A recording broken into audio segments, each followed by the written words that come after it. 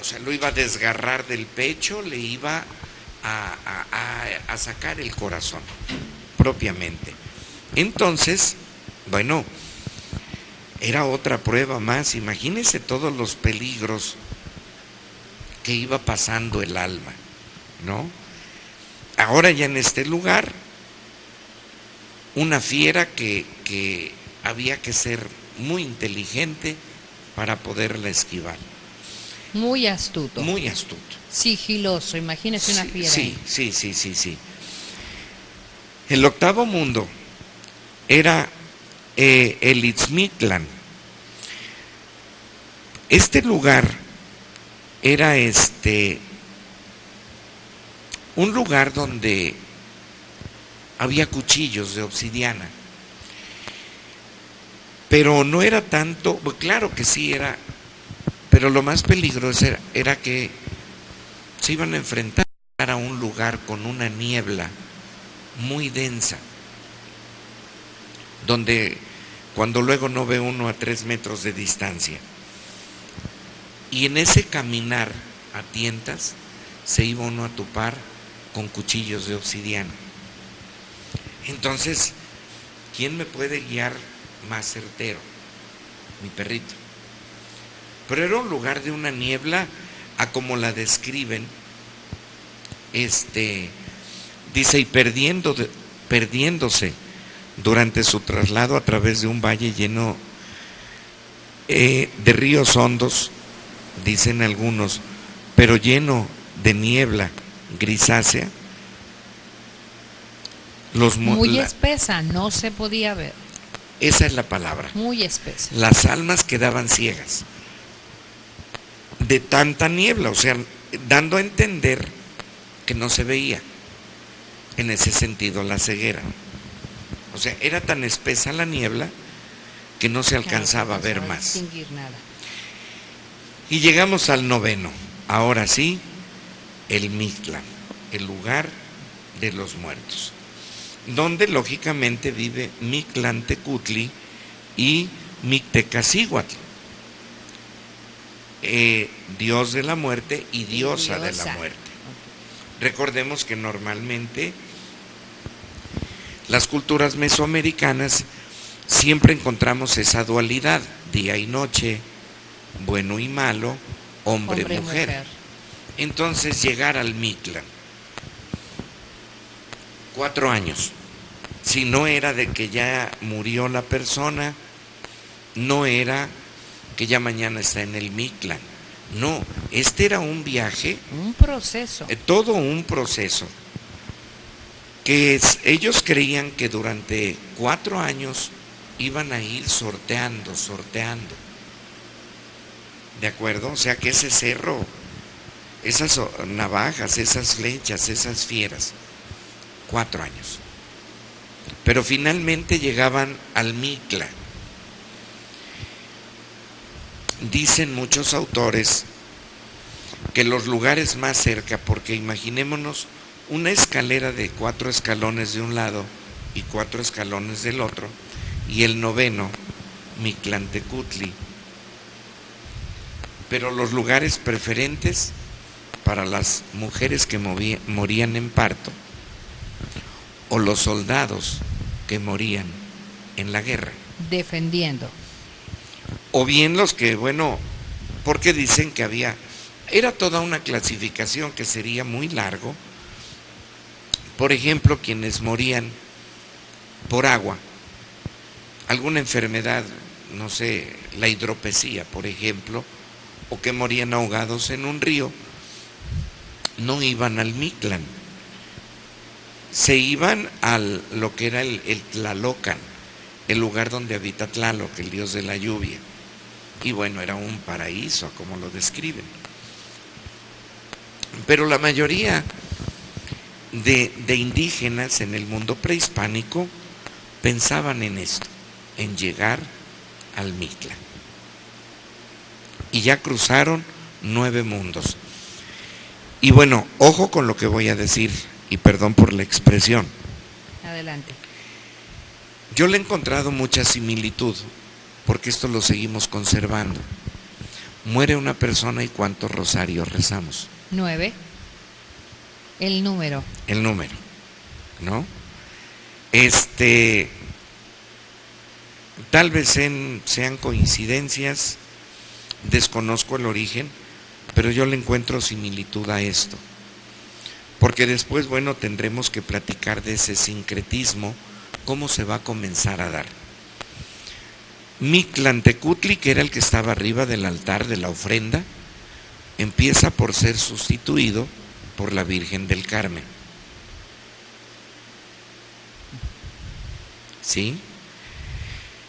Los elementos tradicionales de una ofrenda siguen siendo los mismos del mundo prehispánico, pero ahora en lugar de que fueran manteles bordados, tejidos por las mujeres, ocupamos papel de China, pero es lo mismo, significa el aire. Y bueno, ya de estos vamos a hablar un poquito más adelante con Más calma. adelante de eso. Este es el mundo prehispánico. Esto es lo que ocurre antes de la llegada de los españoles. ¿Qué es lo que va a suceder? Bueno, en nuestra zona yo les he hablado de el primer fraile franciscano que llega, que fue Fray Buenaventura. A él le toca comenzar a evangelizar esta zona, construyen la primera bellísima iglesia en Pastepé, muy cerquita de San Pablo Coapan.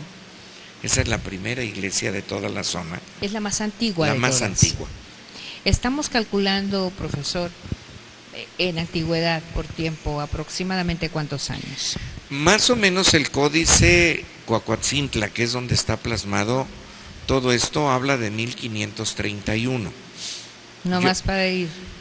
Yo quiero echando un imaginar poquito de matemáticas. Bueno, yo quisiera pensar en, no sé, 40, tal vez 30. No he podido localizar la fecha. Con exactitud, Pero aproximadamente claro, es en esa fecha. Fray Buenaventura llega en 1531, más o menos a esta zona, después de que Pedro de Alvarado la visita, porque Cortés nunca llegó a esta zona. Cortés estuvo en Jalapa, pero el que sí vino a conocer esta zona fue Pedro de Alvarado, que por cierto, a Pedro de Alvarado le apodaban Tonatiuh, porque Tonatiuh es el sol. Yo lo quiero imaginar güero y pelirrojo. Rubio. ¿no? Pelirrojo. O pelirrojo o rubio. o rubio. Sí. Y así le decían Tonatiuh, en tono de burla. Él sí estuvo en esta zona, por eso me atrevo a pensar, cuando ellos suben a la capital, fue en 1519, cuadra muy bien 1531 para la llegada del primer fraile. Así es. Entonces, esto es lo que, repito, dice el códice Coacoatzintla. De allí en adelante, bueno, pues pensemos, la iglesia, que es de una sola nave, pues no sé, 5 años, 10 años, 20 años para levantarla. Lo que sí que allí está el testimonio de la llegada de los primeros frailes. Ahora, ¿qué es lo que va a suceder aquí en Naulinco? Vámonos ahora sí ya a pisar un poquito nuestra tierra. Cuando platicábamos de la danza de moros y cristianos, hablábamos del 21 de septiembre. ¿Por qué tan importante la fecha 21 de septiembre? Primero, el equinoccio de otoño, que era la fiesta del sol, era tal vez la más importante, pero no era lo único. Ese mismo día, al realizar la fiesta del sol, también era el comienzo de la cosecha del maíz. Y entonces, bueno, para que vayan pensando allá en casita cómo se fueron dando estas situaciones. Pero además de esto, Se decía que el 21 de septiembre se abrían las puertas del inframundo, del Mictlán, para que todas las almas vinieran a comer del maíz nuevo. Entonces son del 21 de septiembre, estamos diciendo, esos 9 días, ya es el 30.